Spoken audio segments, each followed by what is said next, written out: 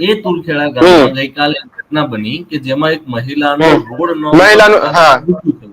બરાબર, ત્યાં કોઈ પ્રશાસન નથી આવતું, ખબર નહીં કેમ.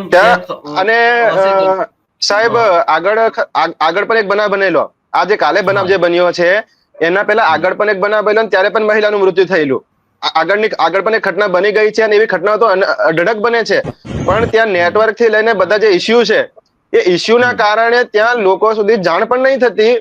અને જયારે જાણ પણ કરવામાં આવે ત્યારે એવું કહેવામાં આવે છે, જયારે આવેદનપત્ર આપે ત્યારે એવું કહેવામાં આવે છે કે અમે રજૂઆત કરી દઈશું એમ, પણ એનો જવાબ હજુ સુધી આપેલો નથી એ લોકોએ.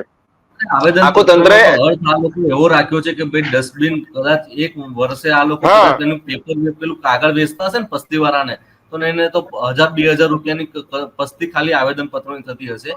ગુજરાત રાજ્યમાં આવેદન પત્રની સ્થિતિ એ છે કે લેવાનું ને ડસ્ટબિનમાં ફેંકવાનું. મને નથી લાગતું, મેં આજ સુધી કોઈ એવો આવેદન પત્ર નથી જોયું કે કોઈ આવેદન પત્ર આપ્યું હોય એનો જવાબ આપ્યો હોય. આવેદન પત્ર એનો જવાબ નહીં આપતા એમ.